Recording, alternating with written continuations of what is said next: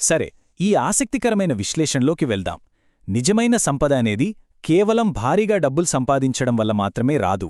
ఎలాంటి హడావిడి లేకుండా చాలా సైలెంట్గా క్రమశిక్షణతో కూడిన కొన్ని అలవాట్లతో ఆ సంపదను ఎలా నిర్మించుకోవచ్చో మనమీరోజు లోతుగా చూద్దాం. కొంతమంది అసలు ఎలాంటి ఆర్భాటం లేకుండా నిశ్శబ్దంగా. ముందుగా మనం మొదటి దశను చూద్దాం.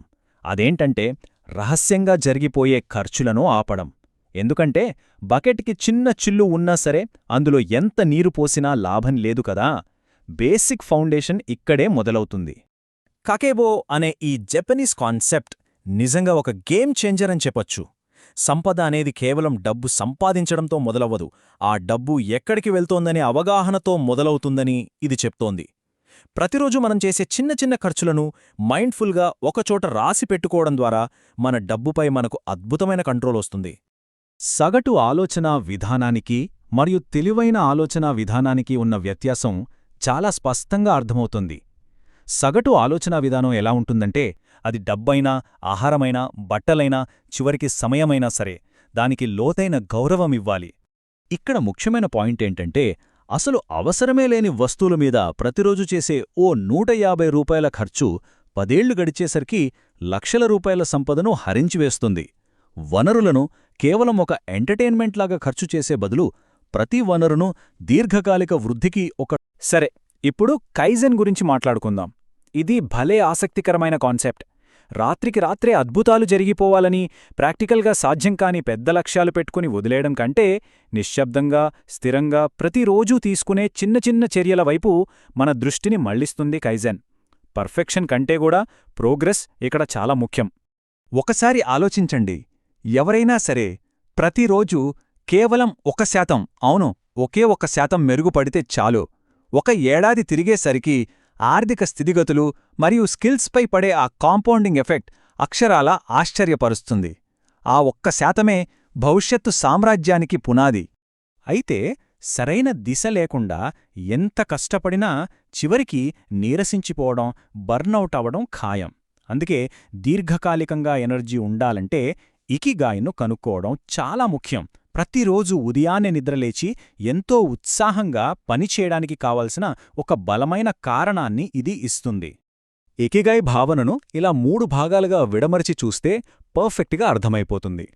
నైపుణ్యాలేంటి, ప్రపంచంలో ఉన్న రియల్ ప్రాబ్లమ్స్ ఏంటి, ఈ రెండింటినీ మనం ఎప్పుడైతే కనెక్ట్ చేస్తామో అప్పుడు ఆటోమేటిక్గా దానికి తగ్గ ప్రతిఫలం దానంతటా అదే వస్తుంది. అంటే నైపుణ్యంతో ఇతరుల సమస్యను పరిష్కరిస్తే చాలు, ఆదాయం వాటంతటా అదే ఫ్లో అవుతుంది. చూద్దాం. ఈ వాబీసాబీ అనే కాన్సెప్ట్ గురించి వింటే ఎవరికైనా ఖచ్చితంగా ఆశ్చర్యం కలుగుతుంది. ఎందుకంటే పెట్టుబడులు పెట్టడానికో, కొత్త స్కిల్ నేర్చుకోవడానికో సరైన సమయం వస్తుందని ఎదురుచూస్తూ కూర్చునే ఆ మెంటల్ బ్లాక్ నుంచి ఇది బయటపడేస్తుంది. అన్నీ పర్ఫెక్ట్గా ఉన్నప్పుడే మొదలుపెట్టాలన్న రూల్ ఏమీ లేదు. అసంపూర్ణంగా ఉన్న వాటిలో కూడా ఒక లోతైన విలువ ఉంటుందని ఇది గుర్తుచేస్తుంది. ఇది ఒక స్పష్టమైన వాస్తవాన్ని చూపుతోంది. సరైన పరిస్థితుల కోసం అనంతంగా ఎదురుచూస్తూ కూర్చుంటే విలువైన సమయాన్ని కోల్పోతాం. ప్రపంచం ఎప్పుడూ కదులుతూ ముందుకు వెళ్లేవాళ్లకే రివార్డిస్తుంది గాని కలలను కేవలం బుర్రలోనే పెట్టుకుని పర్ఫెక్షన్ కోసం వెయిట్ చేసేవాళ్లకు కాదు. లోపాలున్నా సరే పని మొదలుపెట్టాలి, అనుభవం సంపాదించాలి, వేగాన్ని పెంచాలి. అలా ఒకసారి పరుగు మొదలుపెట్టాక మధ్యలో ఆగిపోకుండా ఉండాలంటే హరా హాచి భూ పాటించాలి. అంటే ఏంటంటే ఒక ప్రమాదకరమైన బర్నౌట్కి గురి కాకుండా ఇది మితత్వాన్ని నేర్పుతుంది. ఖర్చు చేసే విషయంలో అయినా, తినే విషయంలో అయినా, లేదా ఏదైనా కమిట్మెంట్స్ ఇచ్చేటప్పుడైనా గరిష్ట సామర్థ్యానికి ముందే ఉద్దేశపూర్వకంగా ఆగిపోవాలి. దీన్నే 80% నియమం అంటారు. అంటే బడ్జెట్లో కానివ్వండి, సమయం విషయంలో కానివ్వండి, ఒక 20% మార్జిన్ ఎప్పుడూ ఖాళీగా వదిలేయాలి.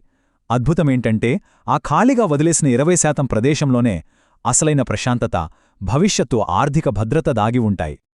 అంతా బాగానే ఉంది, కాని ఎంత బ్యాలెన్స్డ్గా ఉన్నా సరే జీవితం అప్పుడప్పుడు కొన్ని ఊహించని మలుపులను ముందుకు తీసుకువస్తుంది.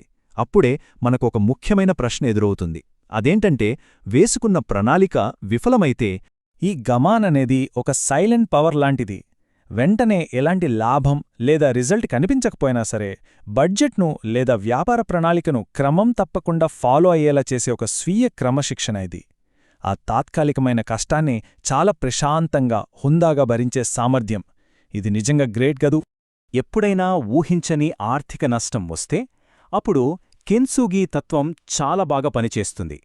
పగిలిపోయిన కుండను బంగారంతో అతుకుపెట్టినట్లుగా వైఫల్యం ఎదురైనప్పుడు అవమానంతో దాక్కోకుండా ఆ డ్యామేజ్ను ఒక విలువైన అనుభవంతో, జ్ఞానంతో బాగుచేసుకోవాలని చెబుతుంది. ఆ వైఫల్యం ఒక బలహీనత కాదు, అది ఒక మనుగడకు నిదర్శనం.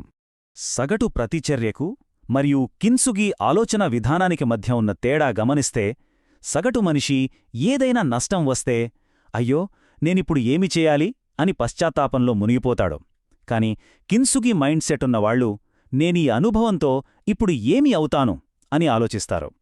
ఇద్దరికీ జరిగిన సంఘటన ఒకటే అయినా ఆ వైఫల్యం నుండి వాళ్లు నేర్చుకున్న పాఠం వాళ్ల భవిష్యత్తును పూర్తిగా మార్చేస్తుంది. ఇక చివరగా షోగానాయ్, ఇది ఒక పచ్చి వాస్తవాన్ని మనకు గుర్తుచేస్తుంది.